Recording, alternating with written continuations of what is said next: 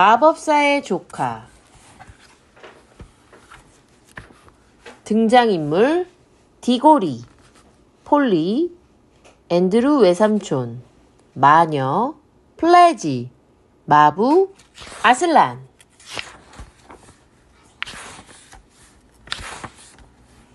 1. 잘못 들어간 문. 이 이야기는 아주 옛날 여러분의 할아버지가 어린아이였을 때 일어난 일이다. 이 이야기는 나니아 나라와 우리 세계 사이를 맨 처음에 어떻게 오고 가게 되었는지를 보여주기 때문에 매우 중요하다. 그때는 셜록 홈즈가 베이커 거리에 살고 있었고 베스터블가의 아이들, 네스비트의 5아이들과 그것에 나오는 주인공 아이들이다. 이 아이들이 루이섬 거리에서 보물을 찾던 시대였다. 만약 여러분이 그 시대에 사는 남자아이였다면 날마다 빳빳한 이튼 칼라를 달고 다녀야 했을 것이다.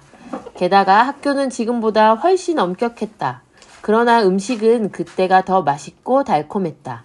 괜히 말해보았자 입 안에 군침만 돌 테니까 음식들이 얼마나 값싸고 맛있었는지는 이야기하지 않겠다. 그리고 당시 런던에는 폴리 플러머라는 한 여자아이가 살고 있었다. 그 여자아이는 집들이 옹기종기 들어선 주택가에서 살았다.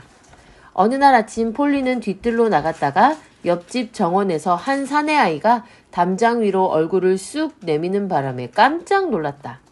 여태껏 그 집에는 노총각 노처녀인 캐털리 남매만 살고 있어서 어린아이라고는 한 번도 본 적이 없었기 때문이다.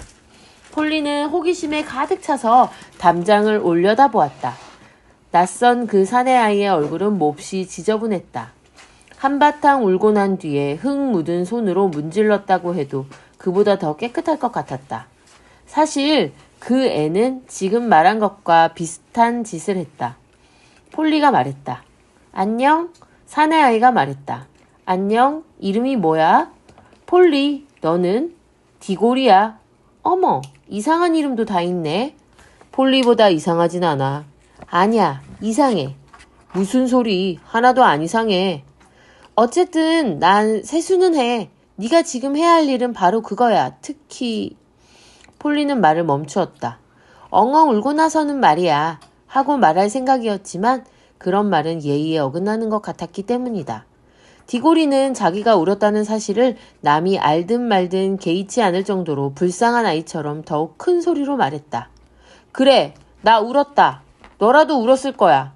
정원 끄트머리엔 강물이 흐르고 조랑말이 있는 시골에서 살다가 어느 날 갑자기 이런 지저분한 소굴에 왔다면 너라도 마찬가지였을 거야. 폴리는 붕괴해서 말했다. 런던은 소굴이 아니야. 그러나 디고리는 마음이 너무 상해 있어서 폴리가 한 말에 귀를 기울이지 않았다. 디고리는 계속 말했다. 게다가 너넨 아버진 멀리 인도에 계시고 제정신이 아닌 삼촌이랑 이모와 살아야 한다면 또 그런 사람들이 너네 엄마를 돌봐주고 있고 그리고 너네 엄마가 아파서 자꾸 아파서 죽어가고 있다면 억지로 눈물을 참고 있는 듯 디고리는 얼굴이 일그러졌다. 폴리는 정식으로 사과했다. 미안해. 몰랐어. 폴리는 딱히 무슨 말을 해야 할지도 몰랐고 디고리의 기분도 바꿔주고 싶어서 가벼운 질문으로 말머리를 돌렸다. 캐털리 아저씨는 정말로 미쳤니? 글쎄, 미쳤거나 아니면 뭔가 다른 수수께끼가 있는 것 같아. 다락방에서 외삼촌 서재가 있는데 레티 이모가 절대로 올라가선 안 된대. 우선 그 점이 수상해. 그리고 이상한 점이 또 있어. 외삼촌은 밥 먹을 때 레티 이모한텐 한마디도 하지 않고 나한테만 무슨 말을 하려고 해. 그럴 때마다 이모는 항상 외삼촌 말을 잘 막아버리고 이렇게 말하지. 앤드루, 그 애를 괴롭히지 마. 디고리는 네 이야기를 듣고 싶지 않을 거야. 라든가, 자, 디고리, 이젠 정원에 나가 노는 게 어떠니? 하고 말이야. 예, 너네 외삼촌이 무슨 말을 하려고 그랬을까? 모르겠어. 한 번도 제대로 얘기한 적이 없거든. 그렇지만 뭔가 있어. 어느 날 밤에, 사실은 어젯밤 일이야. 다락방으로 올라가는 계단 맨 밑을 지나 내 침실로 가는데 분명히 고함 소리가 들렸어. 혹시 정신 나간 아내를 거기에 가둬둔 게 아닐까? 그래, 나도 그런 생각이 들었어. 아니면 위조 지폐범이거나 아니, 어쩌면 보물섬에 나오는 사람처럼 해적이었을지도 몰라. 그래서 항상 옛 동료들을 피해 숨어 다니는 게 아닐까? 폴리가 소리쳤다. 와, 엄청나다. 나는 네가 살고 있는 집이 그렇게 흥미로운 집인지 몰랐어. 디고리가 말했다. 지금은 흥미있어. 하지만 우리 집에서 하룻밤만 자면 그런 생각이 쏙 달아날걸? 앤드루 외삼촌이 네 방으로 살금살금 다가오는 소리를 밤새도록 들으면서 깨어있으면 좋겠어? 게다가 우리 외삼촌은 눈이 얼마나 무시무시한데. 이것이 폴리와 디고리가 서로 친해진 계기였다. 그리고 여름방학이 시작되었고 그해 여름에는 둘 다 바닷가에 가지 않았기 때문에 거의 매일 만났다.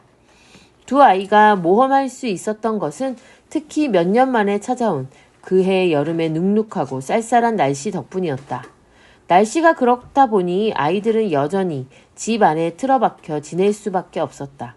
그것은 한마디로 실내 탐험이라고도 할 수 있었다. 양초 토막을 들고 큰 저택 안이나 주택가를 샅샅이 살피고 돌아다니는 것은 참으로 신나는 일이었다. 폴리는 자기네 다락방에 있는 작은 문을 열면 물탱크가 있고 그 뒤로 조심스레 기어 올라가면 어두운 공간이 있다는 사실을 오래전부터 알고 있었다. 그 어두운 공간은 한쪽 면은 벽돌담이고 반대쪽 면은 경사진 지붕으로 된 기다란 굴 같았다. 그 슬레이트 지붕 사이로 희미한 빗줄기가 새어 들어왔다. 이 천장굴에는 바닥이라곤 전혀 없어서 석가래에서 석가래로 발을 옮겨야 했고 그 틈새에는 회반죽을 발라놓았다. 자칫 잘못해서 이 틈새를 디디면 곧장 그 밑에 방 안으로 떨어지게 된다. 폴리는 그때까지 밀수꾼의 동굴 같은 물탱크 바로 옆에 굴을 들락날락했다. 폴리는 낡은 상자와 망가진 부엌 의자들을 가져와 조금이라도 바닥을 만들려고 석가래와 석가래 사이에 걸쳐 놓았다. 그러고는 여기에다 여러 가지 보물이 들어있는 금고와 자기가 쓰고 있던 글과 사과 몇 개를 놓아두었다. 또 종종 폴리가 생강향이 나는 탄산음료를 마시고 버려둔 빈 병들이 여기저기 나뒹굴고 있어서 그곳은 더 밀수꾼의 동굴처럼 보였다. 디고리는 그 천장굴을 상당히 마음에 들어 했지만 폴리는 디고리에게 자기가 쓴 글만은 보여주지 않았다. 아무래도 탐험을 하는데 더 관심이 있었다. 디고리가 말했다. 야, 이 굴은 얼마나 긴 거야? 그러니까 너네 집이 끝나는 데서 이 굴도 버리는 거냐고? 아니, 그 벽돌담은 계속 이어지는 거야. 얼마나 긴지는 나도 몰라. 그러면 이어진 집들 끝까지 갈 수 있겠네? 갈 수 있고 말고, 어머 참. 뭔데? 우린 다른 집 안으로도 들어갈 수 있어. 아이고, 그러다 도둑놈으로 붙잡히면 난 사양하겠어. 똑똑한 척하기는. 난 그냥 너네 뒷집을 생각했던 것뿐이야. 그 집이 왜? 그 집은 비어있거든. 우리 아빠가 그러는데 우리가 이사 왔을 때부터 그 집은 쭉 비어있었대. 그렇다면 한번 들어가 볼만 하겠는데? 디고리는 겉으로는 말하는 품보다 속으로 더 들떠 있었다. 누구라도 호기심을 품듯이 디고리 역시 그 집이 왜 그렇게 오랫동안 비어 있었을까 그 일을 골똘히 생각하고 있었다. 폴리도 마찬가지였다. 둘 다 유령이 나오는 집이라는 말은 입 밖에도 꺼내지 않았고 게다가 일단 들어가 보자는 말이 나온 이상 여기서 그만두는 것은 비겁한 짓이라고 느끼고 있었다. 디고리가 먼저 말을 꺼냈다. 지금 당장 들어가 볼까? 좋아. 뭐 싫으면 안 가도 돼. 네가 한다면 나도 할 수 있어. 그런데 우리가 그 집에 제대로 들어간 건지 아닌지 어떻게 알 수 있지? 그래서 둘은 다락방으로 들어가 석가래와 석가래 사이가 몇 발자국이나 되는지 세어보기로 했다. 그러면 방 하나에 석가래가 몇 개씩 있는지 알 수 있으니까. 폴리네 집에 있는 두 개의 다락방 사이를 지나는 데는 석가래가 4개쯤 있고 하녀방도 다락방처럼 석가래가 4개쯤 있으니까 집 전체 길이를 알 수 있었다. 그 거리에 2배를 가면 디고리네 집 끝에 닿을 것이다.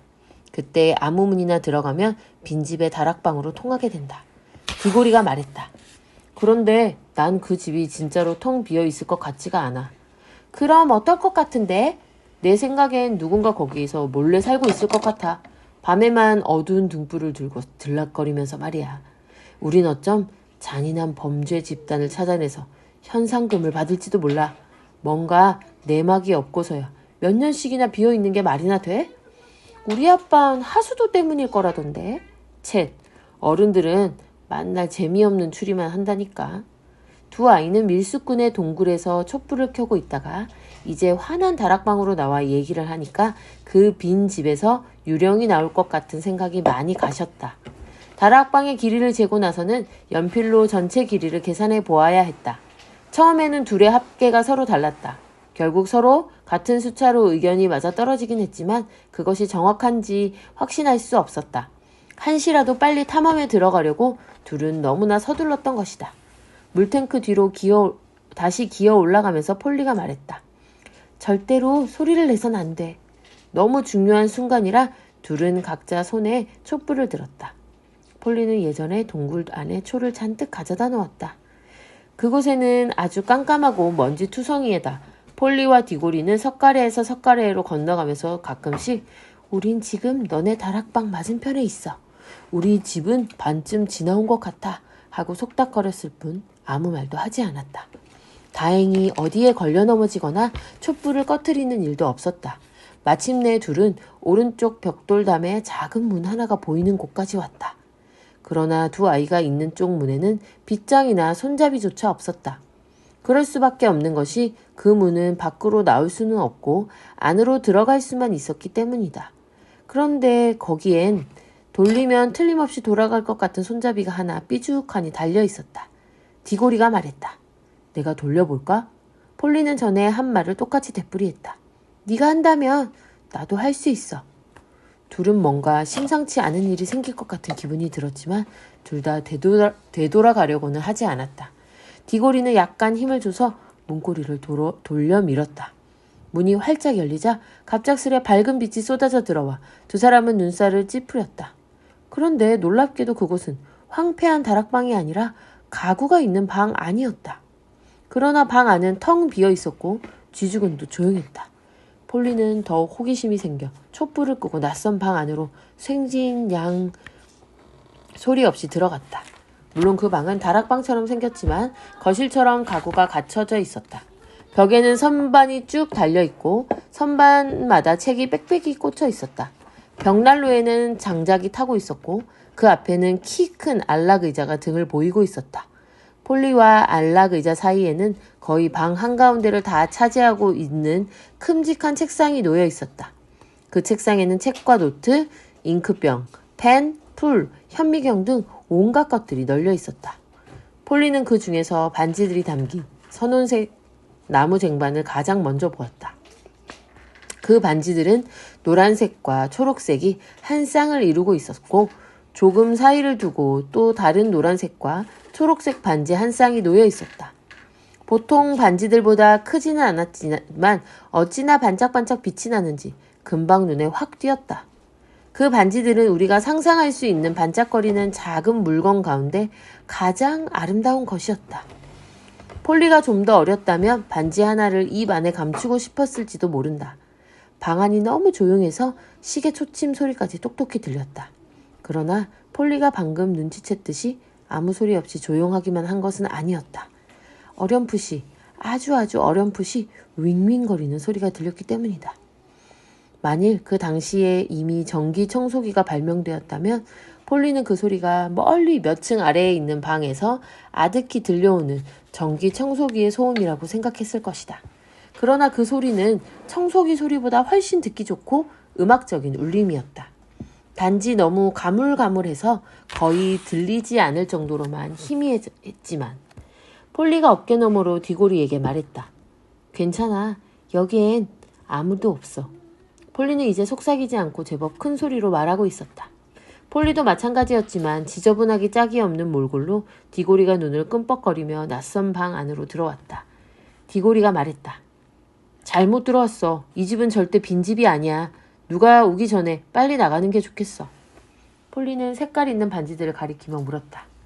저것들은 뭘까? 디고리는 한시가 급하다는 투였다. 야, 제발 여기서 빨리 나갈수록. 순간 무슨 일이 일어났는지 디고리는 하려던 말을 끝맺지 못했다. 느닷없이 벽난로 앞에 안락 의자가 움직이더니 마치 함정문에서 튀어나오는 팬터마임의 마귀처럼 앤드류 외삼촌의 섬뜩한 모습이 불쑥 솟아올랐던 것이다. 두 사람은 결코 빈집에 들어온 것이 아니었다. 디고리 내에 금지된 서재 안에 들어와 있었던 것이다.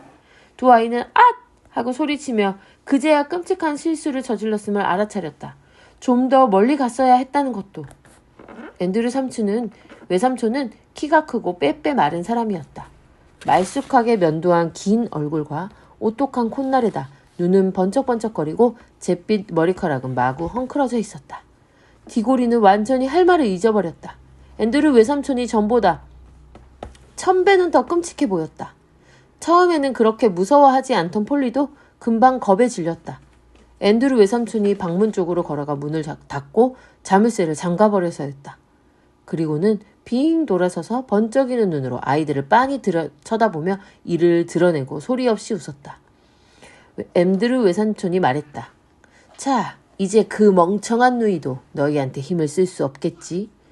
그것은 도저히 어른이 할 만한 행동이 아니었다. 폴리의 가슴은 터질 것만 같았다. 폴리와 디고리는 아까 들어왔던 작은 문 쪽으로 뒷걸음치기 시작했다. 그러나 앤드류 외삼촌은 두 아이보다 동작이 훨씬 날쌔다. 외삼촌은 벌써 폴리와 디고리 뒤로 가서 그 문까지 잠가버리고 문 앞에 떡 버티고 선 채 손을 비비며 손가락 마디마디를 딱딱 꺾어댔다. 몹시 희고 아름다운 기다란 손가락이었다. 외삼촌이 입을 열었다. 너희들을 보게 돼서 정말 반갑구나. 내가 바라던 게 바로 아이 2명이었거든. 폴리가 말했다. 저 캐털리 아저씨 이제 저녁 먹을 때가 다 됐어요. 집에 가봐야 할 것 같아요. 제발 집에 보내주세요. 네?